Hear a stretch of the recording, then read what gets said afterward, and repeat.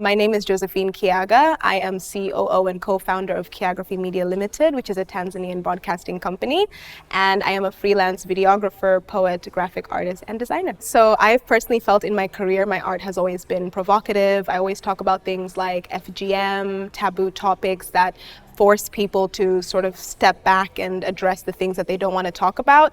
And my Deconfining project is of the similar vein. I will be talking about period poverty, but not in an aspect of covering it and what it is, but really trying to break down something I'm calling the Crimson Code. The Crimson Code is essentially the way in which menstruating individuals, and mostly women, have been forced to speak about their periods throughout the history of the years. And regardless of where they are in the world, there's all these euphemisms and different ways to address it rather than just saying, I am menstruating, I am ovulating. And this secrecy sometimes provides shame, which ends up allowing and leading people to situations where they have medical issues sometimes, where they have personal issues. There's such a deep and negative association with it. So I'm trying to go to the root and the history of where this began.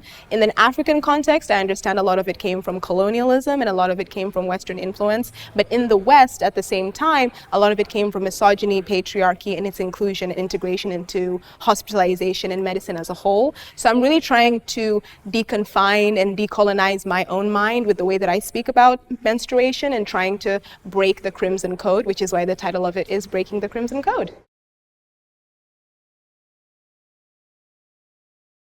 Okay, so it is not my final stop. I'm not going to say the city because I don't know how to pronounce it, but it was a really good trip. It was a very long trip. I started in Arusha and then we flew to Kilimanjaro. Oh, we started in Kilimanjaro and then we flew to Dar es Salaam, which was a very short trip, one that I'm very used to making. It's very local. And then we flew to Schiphol, which was an extremely long trip. I mostly slept though, I'm going to be completely honest. I was knocked out like a log.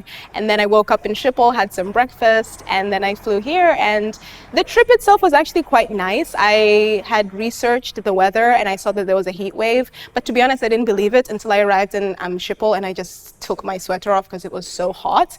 And ironically, in Arusha in Tanzania, it was freezing and it was raining. So it was actually colder in Africa than it is actually in Europe right now, which is really funny. So yeah, the trip was great. I just didn't expect how hot it would be, but it's nice. I like the weather. It's sundress weather, so I'm comfortable.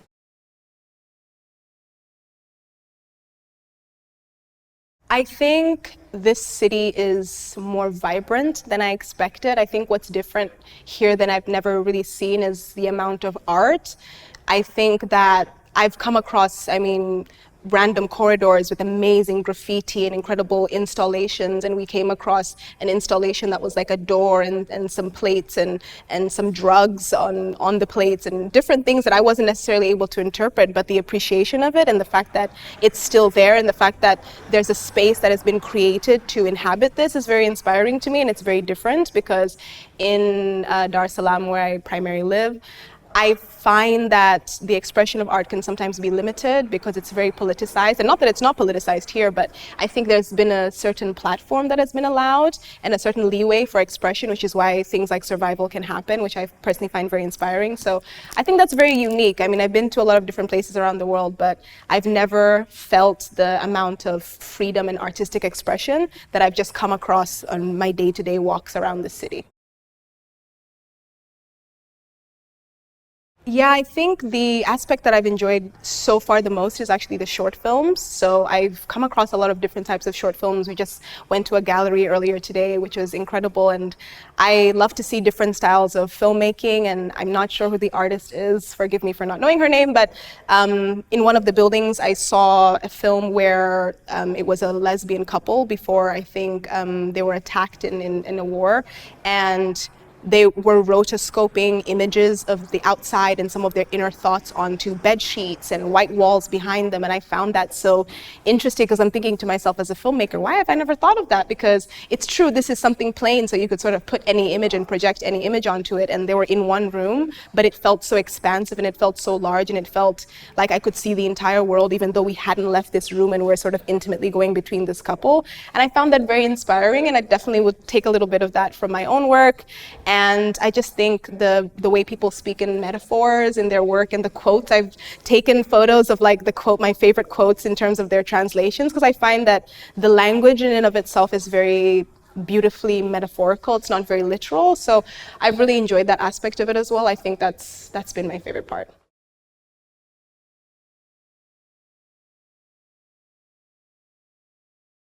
I definitely feel that I have already found some inspiration just by talking to the other artists who are part of Deconfining as well. And I met somebody named Naitemu who is an incredible artist, and I found that her relationship with herbs, spices, and the history and cultural background also sort of interacts with my own journey and what I'm trying to experience with the Crimson Code, because a lot of that history and that culture is woven into those types of things. And I actually met a doula who was incredible, who led us into her apartment, and we saw all these traditional spices and traditional things that literally she picked up off the ground that she can crush and create things that will help with pain, that will help with period pains, that will help with ovulation, that will help with menopause. And I found that so incredible, that intersection between womanhood and femininity and spices and herbs, and also what I'm sort of talking about. So not only have I found inspiration from my colleagues, but I've honestly come across a lot of incredible people who are so open and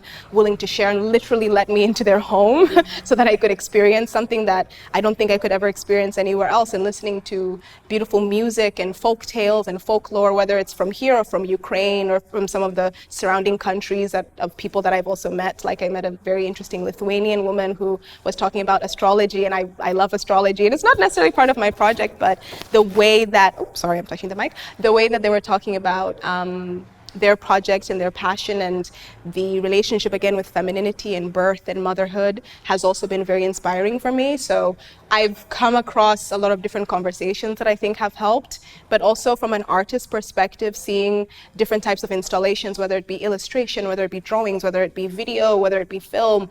I've come across so many different types of art that I can't say I haven't taken anything away.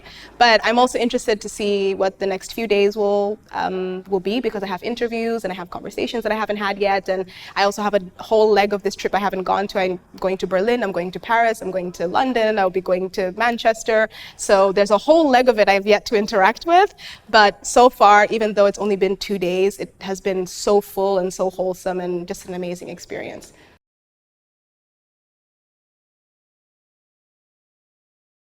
Okay, I would say my travels in Europe have mostly been to English-speaking countries. So even though I've gotten to experience Europe, I feel like I've never gotten to experience a version of Europe where they're speaking a language that I'm not speaking. So I would say if I could give any advice or tell anybody who's maybe coming to this residency in the future, it would be to learn some things. Learn hello, hi, yes, thank you. These are little things, but they will help with your day-to-day because it helps you relate and connect to people more. I don't like being in a situation where I'm like, what? Huh? I feel ignorant and I feel I'm disrespecting this person. So maybe learn a couple of words before you come, be better than I was, and be able to relate and connect to people, because the smile on people's face when you just say something as nice as thank you in their own language, it can really connect you to someone. So yeah, learn a little bit of the language, maybe have a Google, watch a couple of Polish movies, expose yourself a little bit.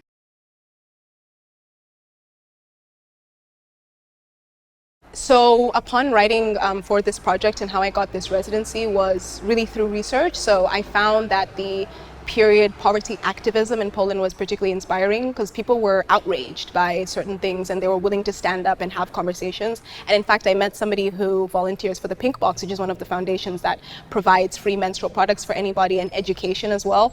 And I found that, again, the importance on education as a factor in not just providing people with the products, but telling them how they can be healthy, how they can take care of themselves, seeing different philanthropists be able to contribute to this and start these discussions on a municipality level, I found very inspiring, because it was like, this is how much people care about this is how much this is an issue, that it's so prevalent that it has become this large of a conversation. And in Tanzania, we're yet to get to that point, but that was one of the reasons that I actually chose this particular residency, because I had watched a documentary and I had kind of seen a little bit of this. So whenever I saw it was in Poland, I was like, oh, this is perfect. This is where I should be going to have these conversations, which is why I find that even in my day-to-day meetings of different people, they're able to educate me about this and give me their perspective, because it's part of the conversation, it's part of the social norm, it's part of something that you're talking about. And in Poland, there's certain people who are not afraid to go against the norm, go against the grain. And these are my type of people, because I think I'm this type of person. So yeah, that's one of the reasons I'm really glad I'm here specifically. My message to the world, I would say, don't be afraid to be different. Don't be afraid to push boundaries, because we're the people that push the world. Everybody who's complacent, they lay there and they don't make a difference. But make a difference. Don't be afraid, because your risks and your willingness to do that, that's how the world transforms.